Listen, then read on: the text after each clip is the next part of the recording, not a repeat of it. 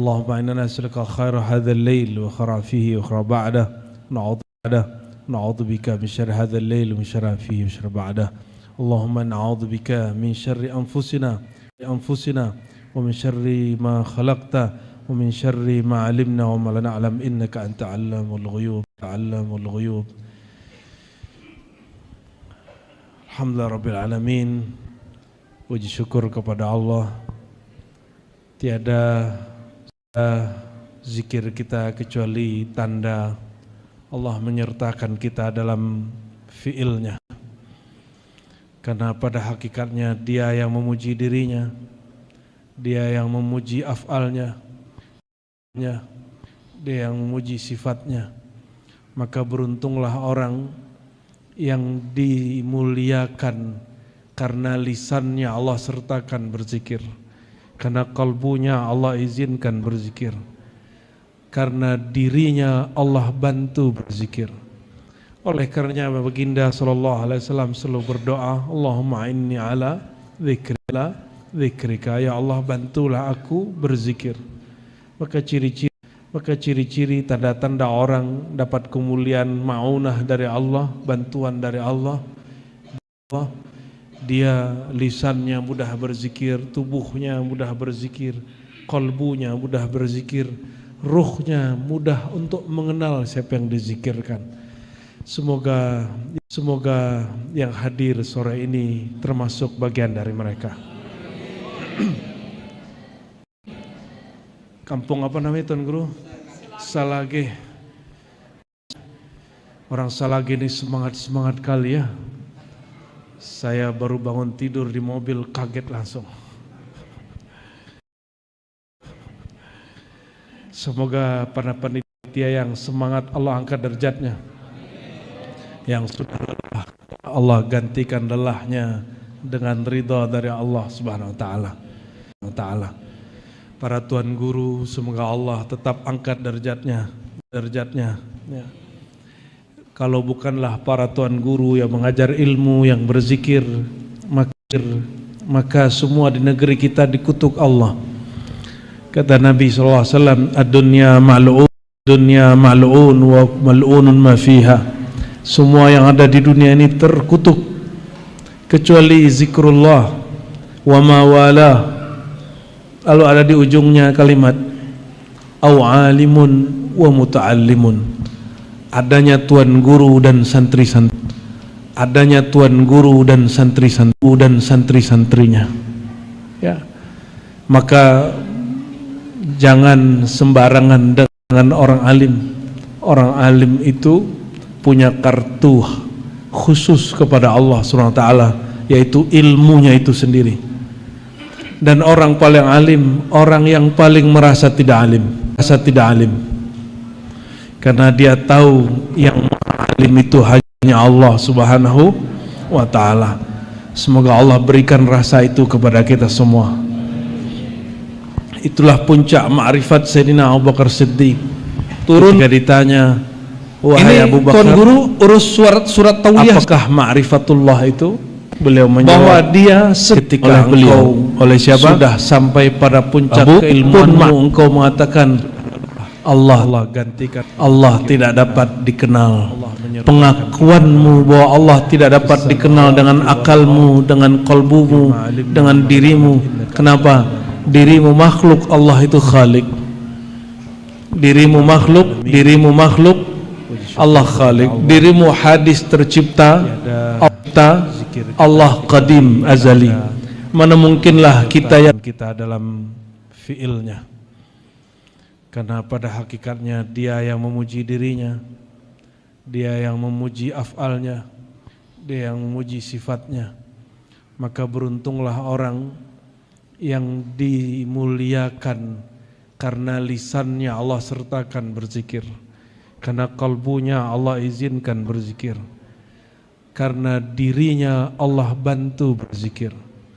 Oleh karenanya baginda sallallahu alaihi wasallam selalu berdoa, Allahumma inni ala dzikrika, ya Allah bantulah aku berzikir. Maka ciri-ciri tanda-tanda orang dapat kemuliaan ma'unah dari Allah, bantuan dari Allah, Dia lisannya mudah berzikir, tubuhnya mudah berzikir, qalbunya mudah berzikir, ruhnya mudah untuk mengenal siapa yang dizikirkan. Semoga yang hadir sore ini termasuk bagian dari mereka.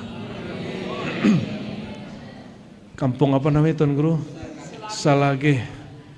Orang Salage ini semangat kali ya. Saya baru bangun tidur di mobil kaget langsung. Semoga para panitia yang semangat Allah angkat derajatnya. Yang sudah lelah Allah gantikan lelahnya dengan ridha dari Allah Subhanahu wa taala. Para tuan guru semoga Allah tetap angkat derajatnya ya. Kalau bukanlah para tuan guru yang mengajar ilmu, yang berzikir, maka semua di negeri kita dikutuk Allah. Kata Nabi SAW, ad-dunya mal'un wa mal'unun ma fiha. Semua yang ada di dunia ini terkutuk kecuali zikrullah wa ma wala. Lalu ada di ujungnya kalimat au alimun wa muta'allimun. Adanya tuan guru dan santri-santrinya. Ya. Maka jangan sembarangan dengan orang alim. Orang alim itu punya kartu khusus kepada Allah Subhanahu wa taala, yaitu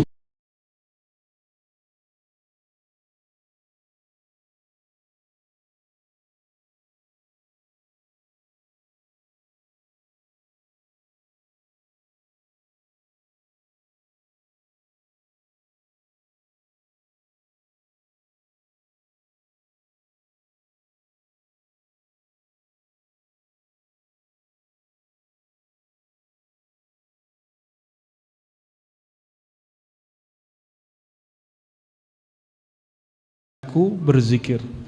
Maka ciri-ciri tanda-tanda orang dapat kemuliaan ma'unah dari Allah, bantuan dari Allah, dia lisannya mudah berzikir, tubuhnya mudah berzikir, qalbunya mudah berzikir, ruhnya mudah untuk mengenal siapa yang dizikirkan. Semoga yang hadir sore ini termasuk bagian dari mereka. Kampung apa namanya Tuan Guru? Salage. Orang Salage ini semangat kali ya. Saya baru bangun tidur di mobil kaget langsung. Semoga para panitia yang semangat Allah angkat derajatnya. Yang sudah lelah Allah gantikan lelahnya dengan ridha dari Allah Subhanahu wa taala. Para tuan guru semoga Allah tetap angkat derajatnya ya. Kalau bukanlah para tuan guru yang mengajar ilmu, yang berzikir, maka semua di negeri kita dikutuk Allah. Kata Nabi SAW, ad-dunya mal'un wa mal'unun ma fiha. Semua yang ada di dunia ini terkutuk kecuali zikrullah wa ma wala. Lalu ada di ujungnya kalimat au alimun wa muta'allimun. Adanya tuan guru dan santri-santrinya. Buku Malik ngulang hadis itu 30 kali. Karena setiap hadis dibaca ada makna baru yang muncul. Dalam hadis riwayat Imam Tirmidzi, Sayyidina Abu Darda mengatakan Nabi SAW ditanya oleh beliau, oleh siapa? Abu Darda. Tapi riwayat ini berlain. Kalau di riwayat Sayyidina Ali yang bertanya, ya Rasulullah, dullani ala aqrabut turuq ilallah, tunjukkan aku jalan terdekat kepada Allah. Tapi Abu Darda, Nabi yang menawarkannya. Nah, saya kadang-kadang hampir kebalik juga hadis ini. Kata beliau, ala ukhbirukum, maukah kalian aku kabarkan, aku tunjukkan, aku ajarkan ya, bi khairi a'malikum, dengan amal-amal yang paling terpilih, paling terbaik bagi kamu. Wa azkaha inda malikikum, dan dia paling cepat tumbuh di sisi Tuhanmu. Azkaha dari kata zaka yani nama, yanmu. Azkaha yani aktsaru namwatan, aktsaru nash'atan, yang sangat cepat tumbuhnya.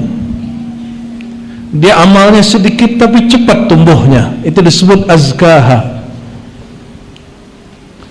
Bahkan disebutkan khairul lakum min infaqil dhahabi wal warq, bahkan lebih afdal dari menginfakkan seluruh kekayaan hartamu, emas ataupun perak. Bahkan lebih hebat daripada jihad fisabilillah, bi antalqu aduwakum fatadribu uduqahum fayadribu unuqakum. Bahkan lebih hebat daripada engkau jumpa musuhmu dalam jihad fisabilillah. Jika engkau jumpa musuhmu, engkau pukul dia, mereka pukul dirimu. Lebih hebat dari itu. Kenapa? Karena ini amalan menaklukkan diri yang liar ini, sehingga mencapai diri yang sejati. Sebelum orang ikhlas dia beramal salat, sebelum orang mencapai ketulusan ikhlas dalam bersedekah, sebelum orang mencapai ketulusan dalam jihad, dia mesti lolos di sini. Maka ini disebut ruhul a'mal, ruhnya semua amal, ruhnya jihad, ruhnya salat, ruhnya sedekah. Maka disebut dia khairun min jami'il a'mal, au khairul a'mal, sebaik-baik amal. Guru kami menyebutnya ruhul a'mal, ruh dari semua amal. Apa ruh semua amal?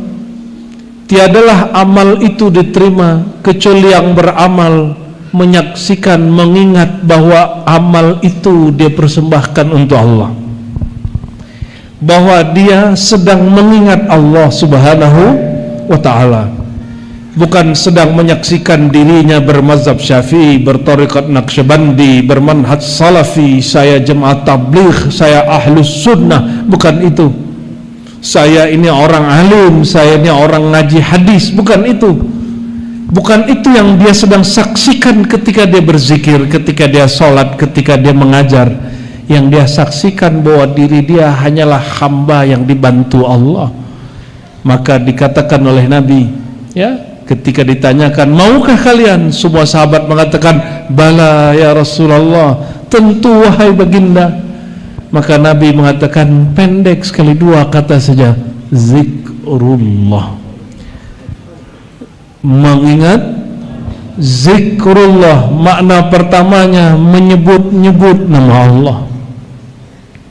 Sebut namaku, aku sebut namamu. Fazkuruni azkurukum. Makna keduanya, ingat nikmatku, aku tambah nikmat kepadamu. Inilah yang turun kepada Bani Israel, tapi Bani Israel lupa. Ya Bani Israel, ya, wahai Bani Israel, uzkuru ni'mati allati an'amtu alaikum. Ingatlah nikmat yang aku berikan kepada kalian. Saya mau tanya, apa nikmat terbaik untuk Bani Israel? Hah? Kasih nabi yang banyak. Ente kok bisa langsung tahu jawabannya?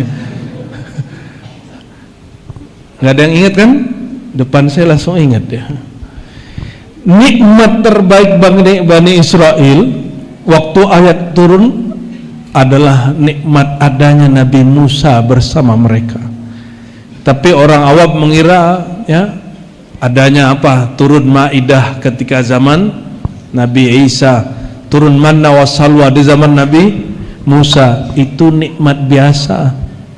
Nikmat tertinggi yang Allah berikan kepada Bani Israel, nikmat punya Nabi sallallahu alaihi wasallam. Nabi Musa, saya sering sampaikan di kajian-kajian kita yang lama, itu diizinkan Allah melihat ke Lauh Mahfuz, dan dia lihat ada umat terdahulu punya sifat-sifat yang bagus, sudah jumlahnya banyak. Lalu kata Nabi Musa, ya Rabb, akukah Nabi mereka? Nabi Musa ternyata GR. Tahu GR gak? Ya, dia merasa dirinya punya banyak pengikut. Sama lah kiai-kiai hari ini kan ada juga begitu kan. Wah, itu murid saya itu katanya. Wah, itu santri saya itu. Apa kata Jibril? Enggak, bukan wahai Musa, sudah ada nabinya. Nabi Musa antara sedih dan senang. Apa kata Nabi Musa? Kalau begitu jadikan aku ya Allah salah satu dari umat Nabi itu. Bayangkan, ternyata umat itu adalah umat Sayyidina Muhammad sallallahu alaihi wasallam. Ya, ini orang-orang ini ya, yang hidung-hidungnya maju ke depan, maju ke belakang ini, yang wajahnya standar-standar ini ya. Alhamdulillah. Walaupun wajah kita standar semua, insya Allah hati kita di atas standar ya. Dalam mencintai Allah, mencintai Rasulullah SAW. Bahwa kita, ketika Allah mengatakan wahai manusia, wahai umat manusia, ingatlah nikmat yang Allah beri. Apa itu? Nikmat jadi umat Nabi Muhammad SAW. Nikmat bernabikan Nabi Muhammad SAW. Nikmat punya guru-guru, nikmat punya muallim, nikmat punya mursyid, nikmat punya syekh, nikmat punya kawan dalam mengaji, dalam mengenal Allah Subhanahu wa ta'ala. Itu nikmat semua. Jangan dikira nikmat itu cuma materi atau nikmat zikir, manisnya zikir, itu biasa. Orang yang betul-betul tulus mengingat Allah, dia tetap zikir walaupun tidak kasyaf. Tahu kasyaf? Allah singkapkan alam gaib. Dia tetap zikir walaupun tidak merasakan manisnya zikir. Itu Allah lebih suka daripada orang yang sekali zikir nangis, tapi sebulan lagi baru zikir lagi. Tapi lumayan lah ya, lumayan. Yang bisa zikir sekali sebulan nangis, alhamdulillah. Sekali seminggu, alhamdulillah. Sekali setahun pun Idul Fitri, alhamdulillah. Masih ada hatinya datang kepada Allah. Maka kita sampaikan kepada Tuan Guru, kalau ada orang hanya zikir sekali seminggu hari Jumat, katakan alhamdulillah. Ada orang sekali sebulan saja, katakan alhamdulillah. Sekali setahun pun katakan alhamdulillah. Jangan sindir-sindir, dia sudah mau datang ke masjid. Hari raya datanglah nih orang pakai baju paling bagus, pagi-pagi paling awal ya. Sampailah khatib di atas mimbar, disindirlah orang ini yang dia baru merasakan karpet sekali setahun. Akhirnya sampai mati pun dia tak mau lagi ke masjid. Nauzubillah summa na'u. Ya, jangan menjadi orang yang ke-100 dibunuh oleh Algojo. Algojo bunuh 99 orang, yang ke-100-nya datang ke Tuan Guru. Ditanya, wahai Tuan Guru, dosaku banyak, sepenuh langit dan bumi. Kalau nama Allah 99, kalau aku bunuh orang 99. Itu kan gila tuh orang tuh. Nama Allah berapa? Kalau dia bunuh orang 99, hampir sama katanya.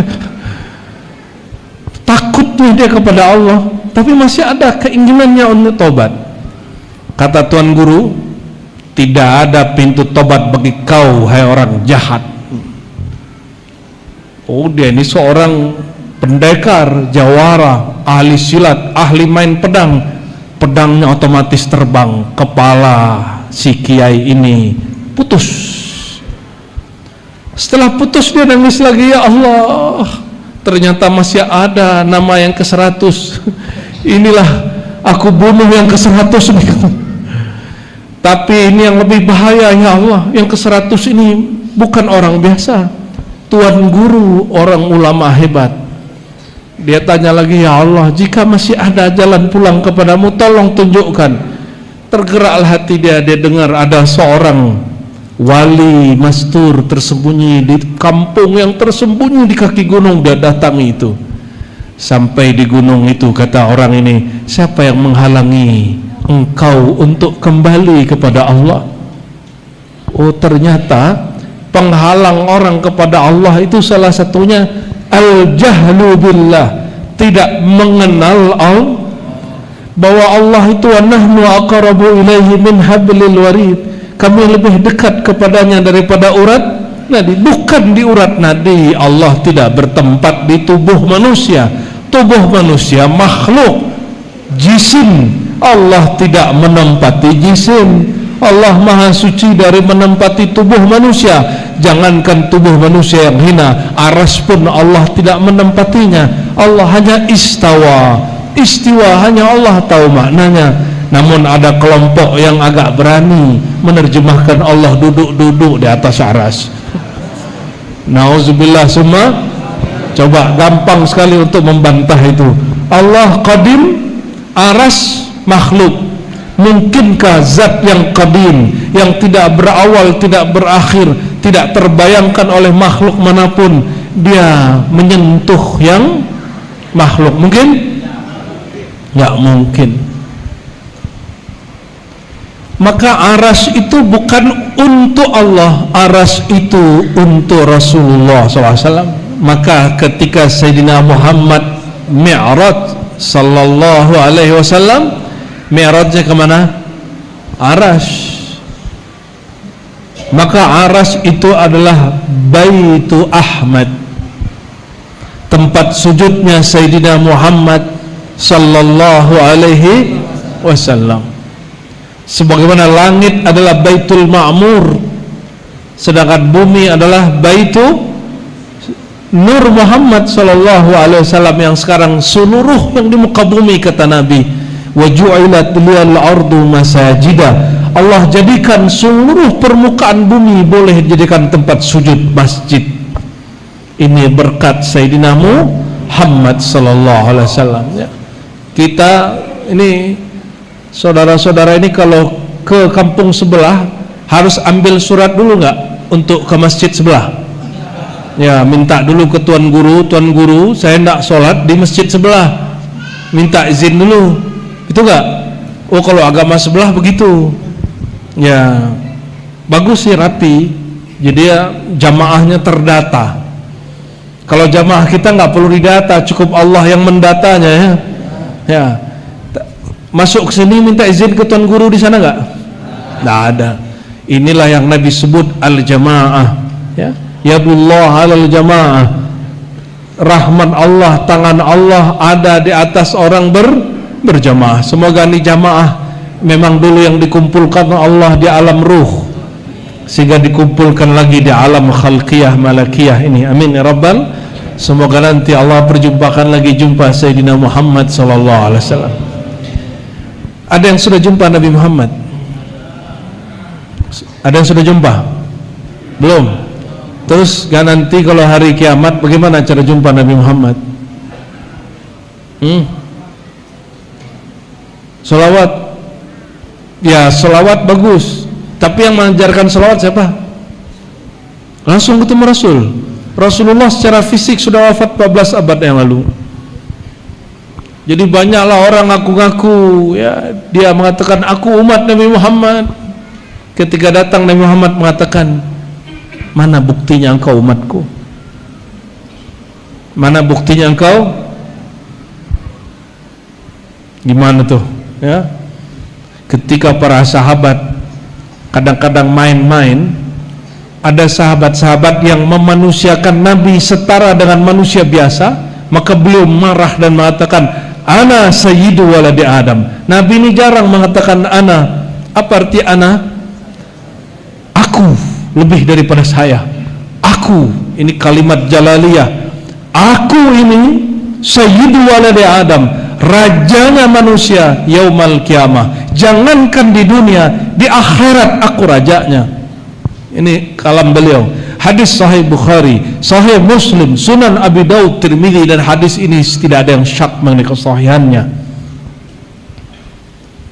Ana awwalu man tanshaqqanhul ard, kata beliau. Belum ada yang bangkit di padang mahsyar, aku yang pertama kali bangun. Sallallahu alaihi wasallam. Beliau mengatakan ana begitu, itu udah gregetan. Sudah kadang-kadang beliau malas melihat sahabat-sahabat sebagian yang munafikin, yang mereka meragukan sisi rohani Rasulullah SAW, ya. Jangankan hal itu, Nabi Yusuf tampannya hanya separuh Nabi Muhammad SAW, tapi Allah sembunyikan dalam wajah Muhammad bin Abdul sallallahu alaihi wasallam. Maka nikmat terbesar yang dilupakan oleh semua umat terdahulu, bahkan yang dilupakan oleh Azazil yang sudah ribuan tahun di surga, nikmat semasa dengan Nabi. Azazil diizinkan jumpa Nabi Adam, lupa dia bahwa itu nikmat. Disuruh sujud, dia tidak sujud. Bani Israel diizinkan jumpa banyak nabi, dan nabi yang paling fenomenal Nabi Musa dan Isa. Bani Israel jahatnya ingin bunuh nabinya, maka jangan heran tidak lama lagi itu kiai-kiai Habib-Habib mau dibunuh oleh orang. Jamaahnya nggak mau bunuh, pemerintahnya membunuh dia. Itu sudah terjadi di beberapa negara. Ya, semoga negeri kita yang berketuhanan yang Maha Esa aman dari itu. Ya, jangan sampai dibungkam terus. Ya, alhamdulillah negeri ini ulama-ulama yang pedas mulutnya masih bebas. Cuma biasanya yang paling pedas ini yang paling tidak bersyukur kepada Allah. Sudah bebas dia kutuk-kutuk pemerintah, dia masih sebut pemerintah ini zalim. Ya, yang zalim dia atau pemerintahnya? Ya, sudah bebas dia di Saudi, Bapak Syekh Turaifi Arifi hanya doa. Jadi dia pernah keluar penjara 2014. Pas keluar penjara dia lihat di Jeddah sudah ada tempat hiburan, di Riyadh sudah ada tempat hiburan. Apa kata dia waktu ceramah lagi khutbah? Wahai ayuhal hukam, wahai para pemerintah, para pejabat, para raja pangeran, madza taquluna ala inda rabbikum, ya, apa yang kalian akan jawab di sisi Allah nanti, ya, dengan banyaknya tempat-tempat maksiat di sekitar kota suci. Turun mimbar, langsung dijemput askar, Pak. Kalau di sini ada orang hujat-hujat, ya, sampai mati pun tak dijemput, mati-mati sendirilah dia tuh. Ya, dia cari-cari perhatian pemerintah, nggak diperhatiin juga. Coba kalau dia hidup zaman Orde Baru, selesai. Guru saya dipanggil, Pak. Guru saya orang Masyumi. Dia kalau ceramah lantang yang ngeritik Soeharto. Turun dari mimbar dijemput sama Kodim langsung. Sekarang alhamdulillah Pak polisinya, Pak tentaranya ikut ngaji. Alhamdulillah. Mana Pak tentara polisinya ada ya? Alhamdulillah. Sudah berubah. Dan di dunia yang begitu cuma Indonesia, Pak. Ini Tuan Guru urus surat tauliah saya nggak ceramah di sini? Nggak toh? Nggak ada. Tauliah ini surat izin ceramah. Jiran kita kalau Tuan Guru mau ke sana izin tauliah dulu. Nanti kalau ada laporan nggak cocok, nggak sepaham, 1 hari sebelum acara di cancel. Padahal panitia sudah siap semua. Begitu jahatnya mereka kepada ulama, ya, semena-mena kepada ulama. Tapi di Indonesia kiainya nggak dibubarin, yang bubarin jemaahnya sendiri. Pemerintah nggak bubar-bubarin, kita bubarkan sendiri, kata. Udah capek-capek sendiri. Saya cuma ingatkan diri saya dan para tuan guru, para muallim, ya, ihfazu alsinatakum, ya, jaga lisan kita. Jangan-jangan lisan ini mengajak umat bersyukur, tapi lisan ini tidak bersyukur. Bahwa negeri kita untuk seorang muallim yang kata-katanya pedas itu surga. Bebas kita ngomong hari ini. Para nabi Bani Israel itu umatnya mau bunuh dia, raja-rajanya mau bunuh dia. Ini Tuan Guru ada yang mau bunuh Tuan Guru nggak? Nggak ada, alhamdulillah. Ada yang mau ganggu, jamaahnya langsung sikat, betul nggak? Tuh Tuan Guru ya, alhamdulillah. Inilah nikmat negeri berketuhanan yang Maha Esa. Kita bersyukur, kita terima kasih kepada pahlawan-pahlawan kita terdahulu. Ini hadiah dari wali-wali Allah Subhanahu wa ta'ala. Ini hanya imbauan sederhana saja, ya.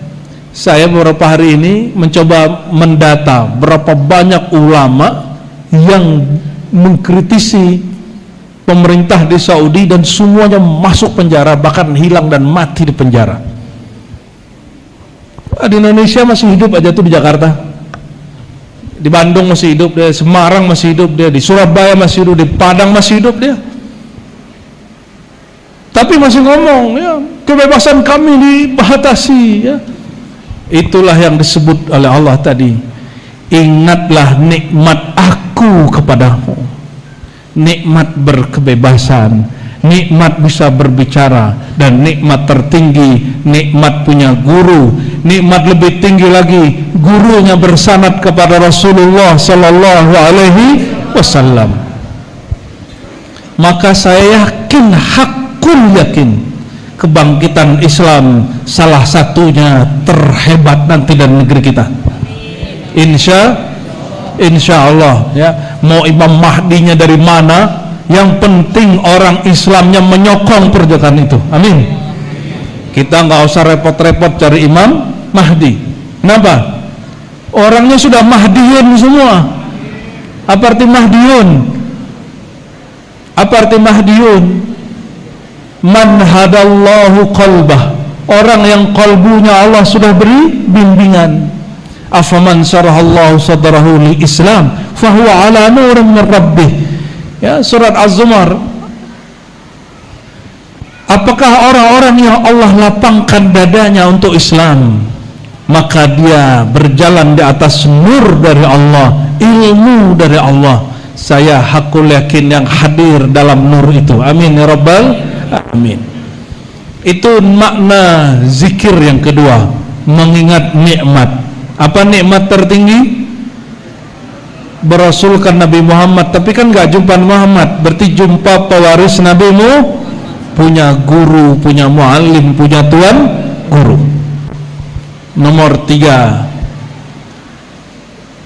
bahwa zikrullah itu artinya al-ilmu billah, ilmu mengenal Allah. Maka ketika disebut wa 'allama Adamal asma'a kullaha, tadi pembukaannya host kita keren kali, ya. Alhamdulillahilladzi faddala bani Adam bil ilmi wal amali. Waduh, ngeri juga nih, kayak nyantrinya lama ini, ya. Sungguh, ya, maha terpuji Allah Ta'ala. Apa maha terpujinya? Yang menjadikan Bani Adam mulia karena ilmu dan amal. Ilmu apa yang membuat manusia paling mulia? Jika dia mengenal yang paling mulia. Siapakah yang paling mulia? Kalau makhluk? Kalau Tuhan? Ya Allah lah. Maka Imam Al-Ghazali mengatakan, ya, dalam kitab-kitabnya, Rasail-Rasailnya, apa kata beliau dalam kitab Risalah Laduniyah, syaraful ilm bi syaraful ma'lum, mulianya ilmu karena mulia isi pengetahuannya. Maka asyraful ulama a'rafuhum billah, ulama yang paling mulia, ulama yang paling mengenal Allah. Ulama yang paling mengenal Allah, man aqarra bil ajzi an idrak anillahi tabaraka wa ta'ala. Orang paling mengerti Allah adalah orang yang setelah semua ilmunya dia kerahkan, dia mengaku dia tidak mampu mengenal hakikat Allah. Lain dengan Sayyidina Ali. Tadi itu Abu Bakar. Abu Bakar ditanya, itu jawabnya, ilmu tertinggi engkau mengaku tidak tahu. Kata Sayyidina Ali, enggak begitu, itu ilmu orang tua, anak muda lain katanya. Kalau saya kayaknya lebih senang yang muda ini. Apa kata beliau? Makrifat tertinggi, ilmu tertinggi tentang Allah, araftullaha billahi, araftu rabbi bi rabbi. Aku kenal Allah karena dia memperkenalkan dirinya. Aku kenal Allah dengan Allah itu sendiri. Apalah maksudnya itu, ya? Bagaimana maksudnya itu? Perlukah Allah mengenalkan dirinya ke makhluk? Apakah Allah senarsis itu ke makhluk?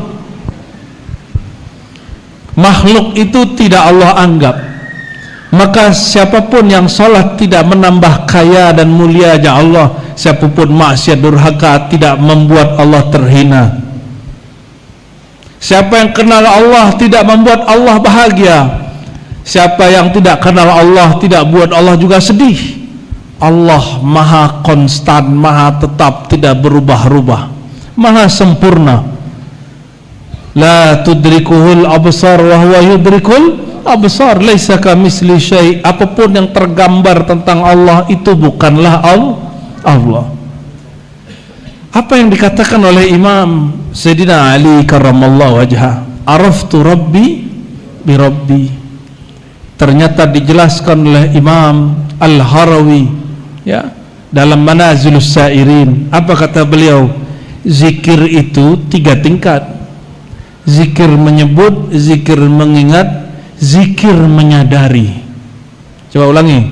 Zikir menyebut, zikir mengingat, zikir menyadari. Menyebut, sebut-sebut namanya, hati hadir tidak hadir, nikmat tidak nikmat, zikir. Mengingat namanya, mengingat sifat-sifatnya. Tapi itu versi awam. Kalau versi yang naik dikit, siapa yang berani ingat Tuhan? Ada yang ingat Allah gak? Ada yang ingat wajah Allah gak? Hah? Nggak ada? Nggak ada ya? Ada tuan guru yang ingat wajah Allah? Ya, perhatikan, wajhullah lillahi wajhun lakin bila kaif, bila suratin wala jihatin wala launin wala syaklin. Jangan salah faham, akidah Ahlussunnah mengisbat, menetapkan bahwa Allah punya wajah, tapi bukan wajah yang dipahami makhluk, wajah yang berupa surah, yang bersakal, berbentuk, mengarah ke suatu tempat, bukan. Ada atas, bawah, kiri, kanan, bukan. Itu wajah makhluk. Ta'ala Allah amma yasifun, Allah maha suci dari yang mereka gambarkan. Ya. Fa'ainama tuwallu sama wajah Allah. Kemanapun engkau menatap, di situ wajah Allah. Ini tanda bahwa wajah Allah tidak mengarah ke satu arah manapun. Wajahnya universal. Ya, dimanapun, kemanapun orang boleh menatap Allah. Karena Allah itu lebih dekat dari urat nadi. Ya. Tidak perlu dia natap kiri, kanan, timur, barat, depan, belakang. Tatap saja ke dalam dirinya. Nolkan dirinya. Hancur leburkan sifatnya. Lupakan ingatannya tentang Allah. Barulah dia ingat Allah. Paham? Pusinglah kalian tuh ya. Coba ingat Allah. Coba 1, 2, 3. Ingat Allah. Wajahnya. Ingat. Ada ingat? Coba ngaku, ya Allah. Katakan, ya Allah, maha suci engkau dari semua bayangan pikiran kami. Ya Allah, maha suci engkau dari semua persepsi kami. Itu baru awal mengingat Allah. Jadi mengingat Allah level 1 adalah membuang semua ingatan. Kata Imam Qushairi dalam Ar-Risalah Al-Qushairiyah, ya, wadhkur rabbaka idza nasita. Ingatlah Tuhanmu jika engkau telah lupa. Ingatlah Tuhanmu jika engkau telah lupa. Ahli fikih mengatakan kalau engkau tertidur, qadha salatmu. Itu ahli fikih, tidak bertentangan tafsirnya. Kata Imam Qushairi yang bermazhab Syafi'i, yang dia juga ahli hadis, murid dari Imam As-Sulami, Imam Sunnah. Apa kata dia? Jika engkau telah mampu melepas ingatanmu, barulah ingat Allah. Karena ingatanmu, ingatan kemakhlukan, yang engkau ingat hanyalah makhluk. Lepaskan ingatan kemakhlukanmu, barulah Allah yang maha suci, mengenalkan dirinya, mengenangkan dirinya kepadamu, maka Allah kasihlah kenangan jumpa. Disebut namanya, bergetarlah kalbu. Idza dzukirallah wajilat qulubuhum, jika disebut namanya kalbu bergetar, getar kerinduan. Wajilatus syauq wa wajilatul khauf, getar rindu, getar takut nanti hilang rasa itu. Inilah sebabnya kenapa Syekh Abdul Qadir Jilani mengatakan, jika hendak engkau pulang ke hadirat Allah, wajib bertobat dan wajib mengulang talqinmu kepada wali Allah. Apa arti talqin? Membimbing ingatan kita dari ingatan kemakhlukan kembali kepada ingatan Allah Subhanahu wa taala. Maka fanakan ingatanmu, habiskan pikiranmu, jangan banyak-banyak mikir tentang Tuhan, nanti kamu gila. La tatafakkaru fi zatillah, kata Ibnu Mas'ud dan Ibnu Abbas, jangan sekali-kali otakmu pikir-pikir tentang Allah. Allah itu bukan wilayah pikiran, ini wilayah makhluk. Ya, yatafakkaruna fi khalqis samawati wal ard, dan mereka bertafakkur tentang penciptaan langit dan bumi. Kalau zikrullah tidak mengingat makhluk lagi, maka benarlah kata Imam Kusyairi ini, ya, wazkur rabbaka idza nasita, di balik lafaznya idza nasita, jika engkau telah lupa dirimu, telah lupa sisi makhlukmu, barulah engkau disebut ingat kepada Allah. Maka Imam Ghazali sebutkan, malam yazuk lam ya'rif, ini tidak dapat dihikayatkan, dikisahkan, ini hanya dapat dirasakan. Siapa yang merasakan, barulah dia disebut. Semoga sekali segera cari guru, ya, guru talkinkan zikir di kolbu, ngaji ma'rifat, jangan hanya banyak-banyak zikir, juga banyak-banyak ilmu tentang Allah. Ini yang terjadi hari ini di semua majelis zikir. Zikir kebanyakan, tapi ilmu tentang Allahnya kurang. Akhirnya apa yang terjadi? Jumlah zikirnya menghijab dia.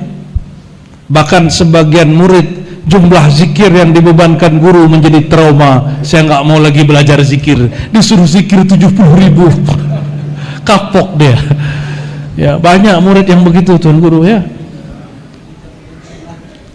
Guru-guru harus alim dan bijaksana. Tidak cukup alim, harus bijak. Kalau alim, semua guru sudah alim, tapi bijaksana yang belum.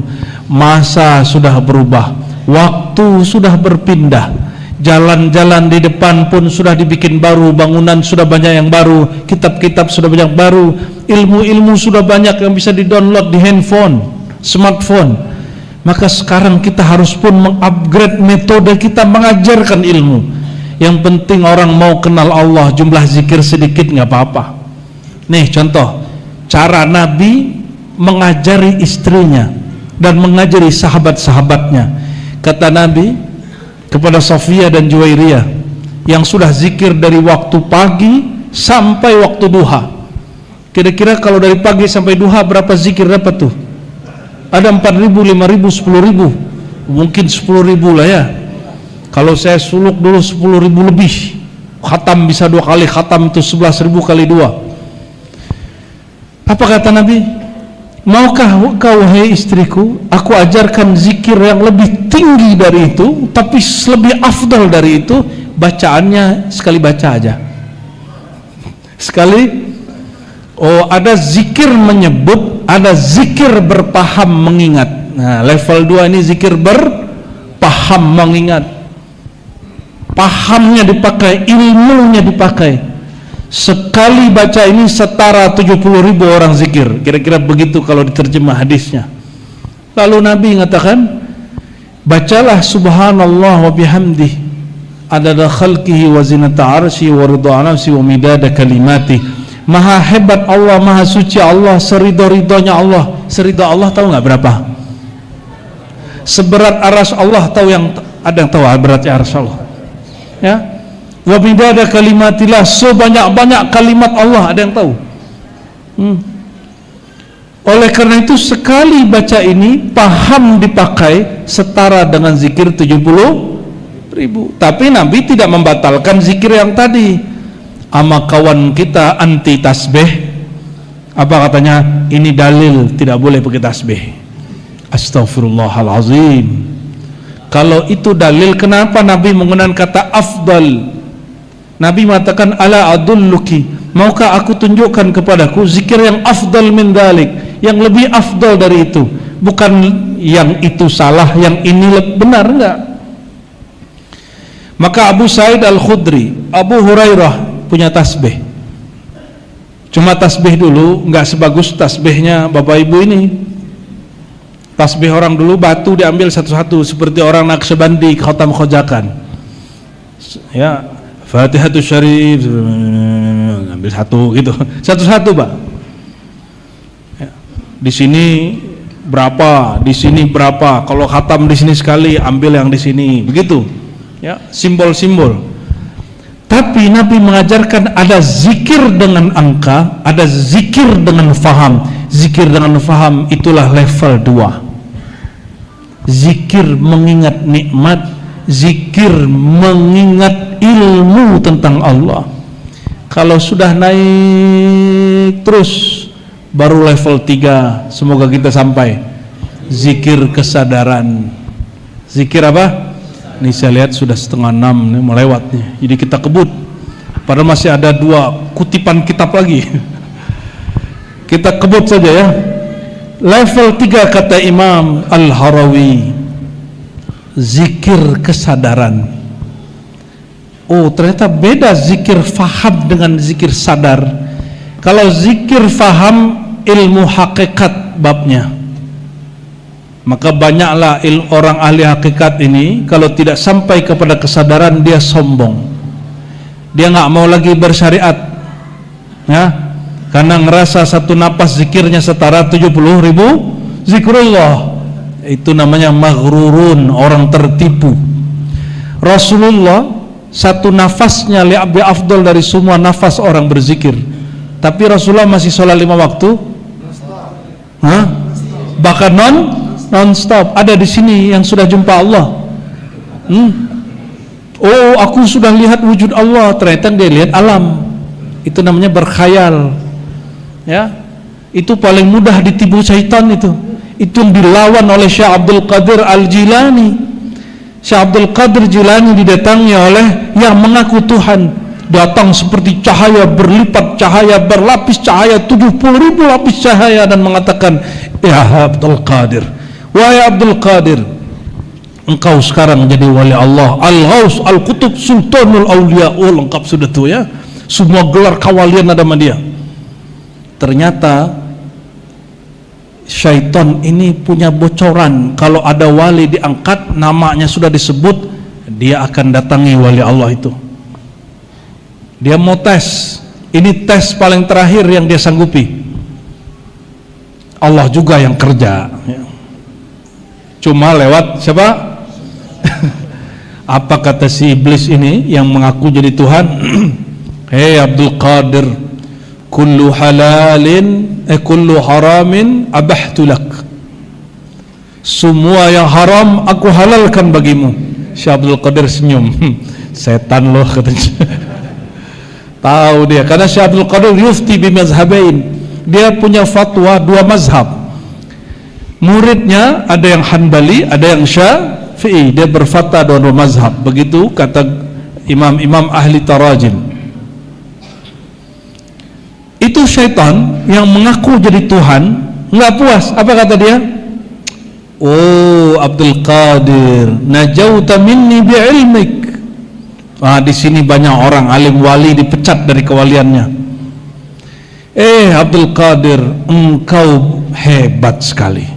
Aku nyamar menjadi Tuhan sampai ribuan wali rontok kewaliannya. Engkau tidak rontok. Engkau tidak dipecat dari kewalian. Jadi wali dipecat, Pak, nggak hanya wali kota yang dipecat. Engkau selamat dengan ilmu, wahai Abdul Qadir. Apa kata dia? engkau selamat dengan ilmumu. Disinilah banyak orang ahli hakikat kena. Syekh Abdul Qadir sudah kasih contoh, jangan tertipu oleh ilmu, jangan tertipu oleh karena merasa berilmu terus aku ini paling selamat. Syekh Abdul Qadir sudah sampai ke level itu. Kadang-kadang yang ngomong begini bukan jin, bukan syaitan, manusia, murid. Tuan guru ini dengan ilmunya insya Allah selamat. Datang orang politik ke tuan guru, kalau bukan tuan guru siapa lagi? Kalau bukan orang alim jadi wakil rakyat siapa lagi? Kami-kami yang jahat ini siapa lagi yang nunjukin jalan? Langsung naik nafsiah keakuannya. Banyak yang terjebak di situ. Semoga tuan guru yang hadir di sini tidak ada yang terjebak. Amin. Tidak ada yang ketipu oleh kalimat syaitan, najauta minni bi'ilmik, kamu lolos dariku karena hebatnya kamu. Apa kata Nabi? Salatun muhlikat, 3 hal yang membuat orang binasa. Ya, syuhud muta', hawan muttaba', dan yang ketiga i'jabul mar'i binafsih. Nomor 3 ini yang paling penting. 3 hal yang membuat orang binasa. Nomor 3-nya, seseorang kagum kepada dirinya,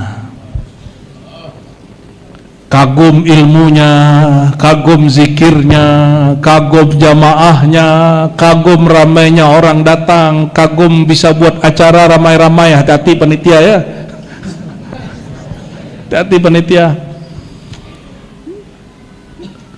Boleh senang tapi katakan, ya Allah terima kasih telah menggerakkan orang untuk datang.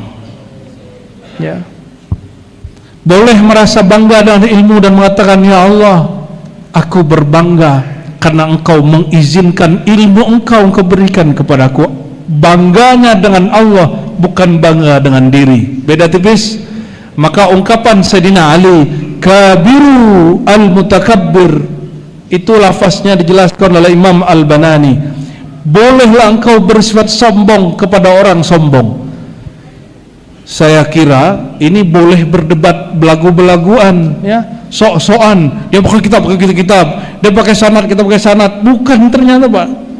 Kata Imam Al-Banani dalam Bughyatul Murid, ya, kabiru billahil kabir alal mutakabbirin. Engkau boleh merasa besar karena dirimu telah lebur fana dalam kebesaran Allah. Engkau sadar bahwa yang besar itu Allah. Jadi kalam ini itu zikir orang sadar, nggak boleh dipakai orang awam, nggak boleh dipakai orang level 2. Yang boleh pakai level 3, zikir kesadaran.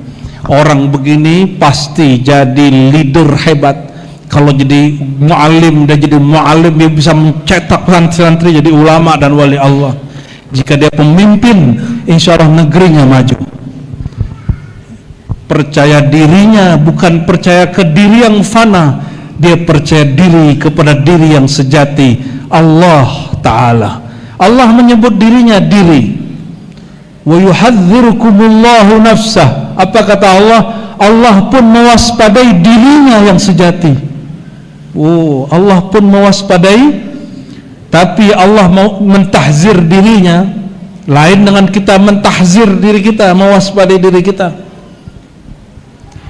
Pendek cerita, zikir ketiga, zikir kesadaran. Apa yang dimaksud sadar? Bahwa si hamba sadar ilmu dia, tiadalah dia berilmu kecuali jasa-jasa gurunya.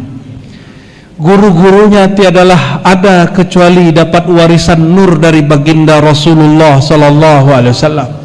Dan tiadalah orang kenal Allah kecuali melalui Rasul. Syariatnya syariat Rasulullah, tarikatnya tarikat Rasulullah, hakikatnya hakikat Rasulullah, marifatnya marifat Rasulullah sallallahu alaihi wasallam. Mesti jalur itu. Maka beliau mengatakan, ya, ketika Allah mengatakan bahwa tempat tertinggi di sisinya adalah al-wasilah, apa kata beliau? Ana arju an akuna sahibu tilkal wasilah. Ini Nabi lagi tawadu. Kalau tadi pakai ana, akulah dia. Di sini di riwayat ini dia mengatakan, aku berharap akulah orang yang al-wasilah itu. Tapi di hadis lain beliau mengatakan, akulah al-wasilah itu. Oh, beda kan? Jadi Nabi beda, orang yang dengar beda cara beliau menjelaskannya. Kalau yang dengar Abu Bakar, beliau mengatakan, aku berharap akulah dia. Kalau ke Sayyidina Ali, Ali, akulah al-wasilah itu. Oh, beda sahabat, beda lain. Kalau ke orang yang sudah senior tua, Nabi pun pakai adab. Kalau ke anak muda pakai adab, nggak paham, langsung hajar. Ya, itulah ilmu yang turun ke Sayyidina Ali. Maka Rasulullah ke Sayyidina Ali buka-bukaan. Apa kata beliau? Ana madinatul ilmi wa aliyun babuha. Aku adalah pusat ilmu, kota ilmu, pintunya Sayyidina Ali. Coba perhatikan hari ini, antara ahlu sunnah dan syiah berebut dengan Sayyidina Ali. Kata orang syiah, Ali itu imam kami. Kata orang ahlu sunnah, semua tarekat kami, mazhab kami dari Sayyidina Ali. Maka jangan salah faham. Ini ya, sekarang banyak kelompok namanya kelompok Nasibi. Kelompok Nasibi ini pembenci Ahlul Bait. Dia benci kalau disebut Sayyidina Ali. Oh, jangan-jangan syiah nih gitu. Coba cek semua tarekat kita. Ya, kemarin kita lewat kampung apa namanya? Raka ya.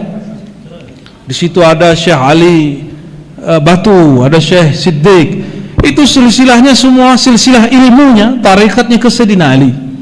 Syekh Ahmad Khatib Sambas yang wafat di Mekah, silsilahnya ke Sayyidina Ali. Ya, semuanya. Pendiri Nahdlatul Watan, ya. Maulana Syekh Zainuddin Abdul Majid, silsilah beliau, tarekatnya juga ke Sayyidina Ali, semuanya ke Sayyidina Ali. Imam Bahauddin, Syekh Abdul Qadir Jilani, Imam Syazili, semuanya ulama ahlus sunnah wal jamaah, semua bersanad ke Sayyidina Ali. Kenapa? Itulah gerbang ma'rifatullah.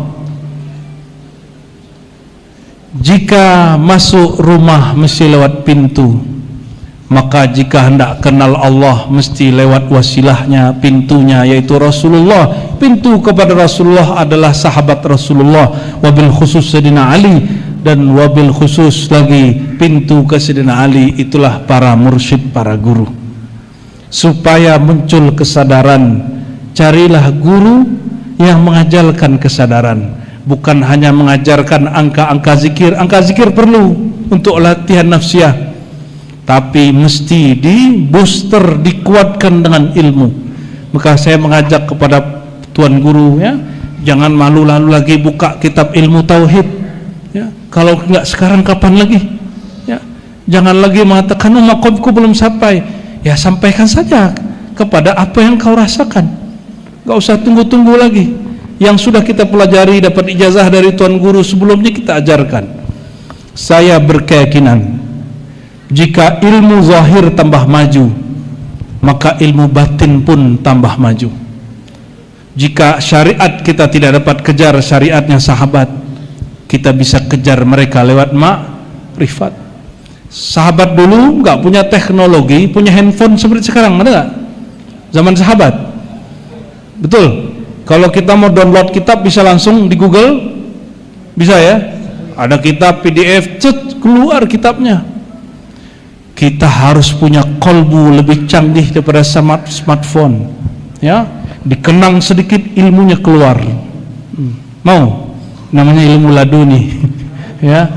Tapi ilmu laduni ini ada cara paling ringkasnya. Cara paling ringkasnya apa? Mau tahu? Mau tahu? Habiskan ilmumu. Katakan aku bodoh, katakan aku tak berilmu. Tunggulah nanti pasti jumpa guru yang akan bimbing ilmu itu. Kenapa orang mengatakan siapa yang sanggup bimbing aku? Ya, siapa yang bisa jadi pemimpinku? Siapa yang bisa jadi guruku? Karena dia belum menjadi bodoh. Sebelum belajar laduni, belajar dululah kepada guru murabbi. Orang belajar ke guru murabbi, baru Allah kasih nantilah laduni, ya. Sallallahu alaihi Sallamnya Nabi Muhammad itu walaupun beliau langsung dari Allah, tetap beliau tawaduk kepada Jibril.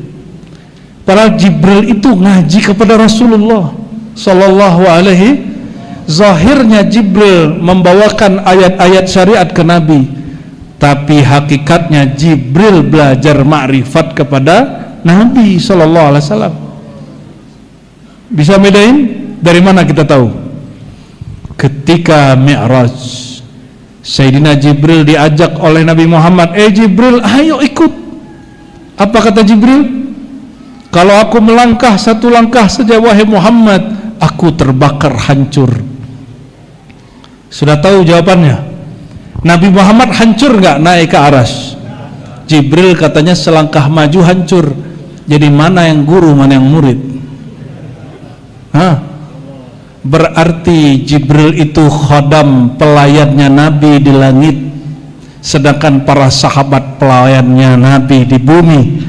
Maka jadilah pelayannya para guru, pewaris para Nabi. Semoga nanti dikumpulkan bersama mereka, dipertemukan Rasulullah SAW. Barulah boleh jumpa Rasulullah, karena punya guru, guru bawa ke gurunya, guru bawa ke gurunya, sampai kepada sang maha guru Rasulullah SAW. Jadi nggak mudah ketemu Rasulullah nanti di akhirat, nggak mudah. Ya, mesti punya tiket, mesti punya sanad. Ya, sudah 5:30 lewat. Ya. Nanya, karena ente tadi bisa jawab, aneh bolehin. Assalamualaikum warahmatullahi wabarakatuh. Amin. Kita makhluk di dunia ini kan hidup berdasarkan takdir. Apakah orang yang bermaksiat kepada Allah itu juga takdir? Itu aja. Assalamualaikum. Tanyanya gila kali nih. Ente habis ngaji marifat sama siapa?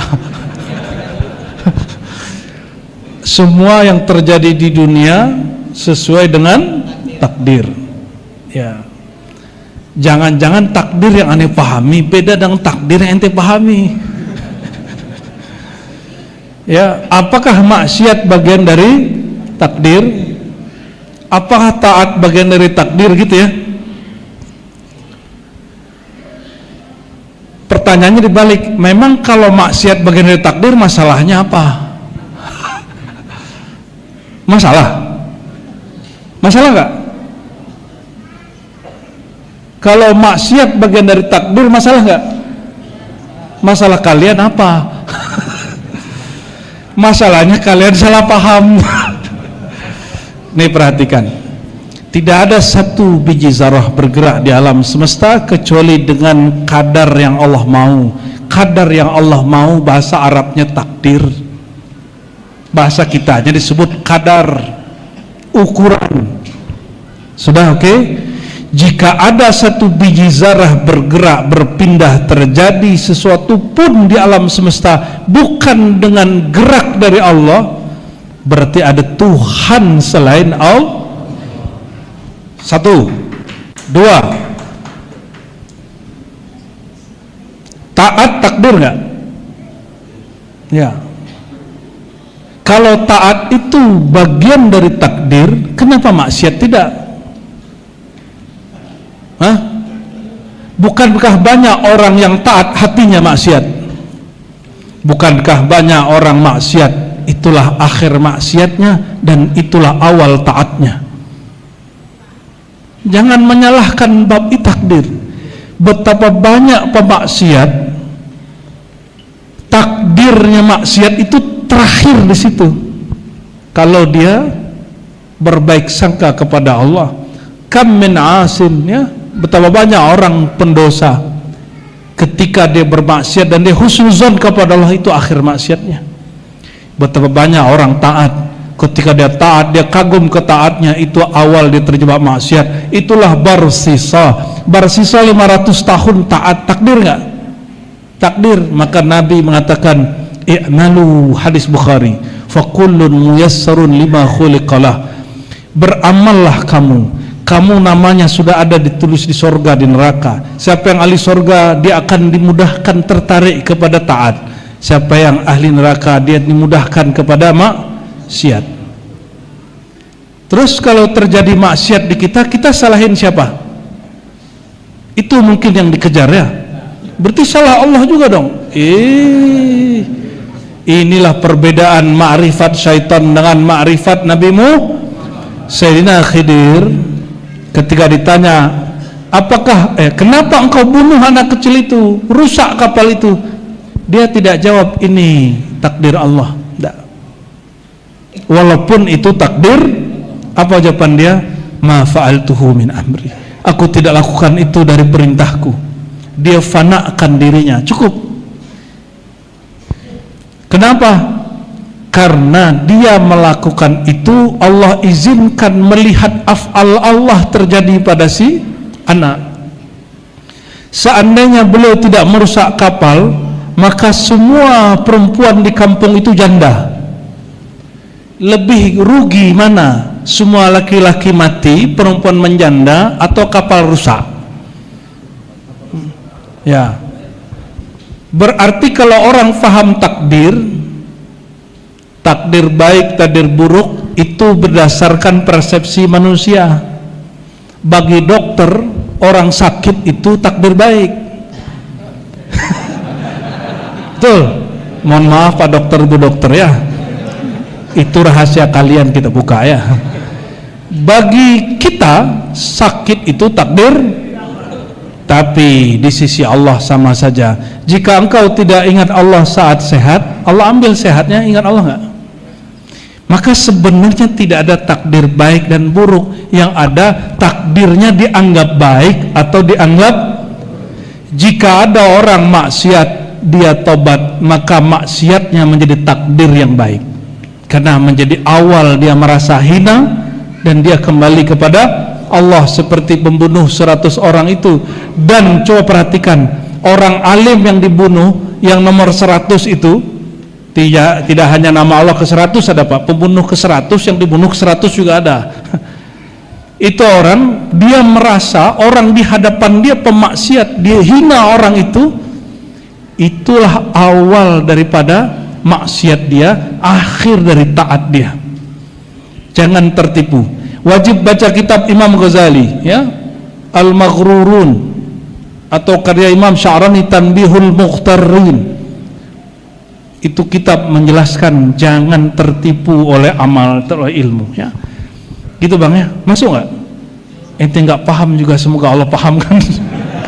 Ya. Yang pasti tidak ada satu yang terjadi kecuali dengan izin Allah. Itu sayang ke makhluknya, ke hambanya, lebih sayang dari sayangnya ibu kepada anaknya. Kira-kira kalau tuan-tuan ini sudah jadi hamba Allah, mungkin gak disiksa Allah di neraka? Allah lebih sayang hambanya daripada ibu kepada anaknya. Kalau ini yang hadir ini betul-betul hamba Allah, mungkinkah disiksa Allah? Gak mungkin. Maka pastikan sebelum mati kita menjadi hamba Allah, bukan hamba nafsu, bukan hamba khayal, bukan hamba selain Allah. Kunu ibadallah ya, menjadilah kalian hamba Allah yang sebenar-benarnya. Itulah zikir kesadaran, orang kembali kepada kehambaan. Hilanglah ahwal, hilanglah gaya Syekh Siti Jenar, hilanglah gaya Hallaj, kembali seperti Rasulullah. Rasulullah tidak pernah mengaku jadi Allah, Rasulullah tidak pernah meninggalkan syariat, Rasulullah betul-betul normal, senormal-normalnya. Semoga kita dijaga Allah, semoga ilmu bukan menjadi hijab, semoga ilmu kita mendekatkan kepada yang maha alim, Allah subhanahu wa ta'ala. Ala hadhin niya wa likulli salihah. Al-Fatihah. Alikum dunya wa yansin siratal mustaqim siratal ladzina an'amta 'alaihim ghairil maghdubi 'alaihim waladdallin. Amin. Innallaha wa malaikatahu yusholluna 'alan nabi ya ayyuhalladzina amanu shallu 'alaihi wa sallimu taslima. Salawat Jibril sallallahu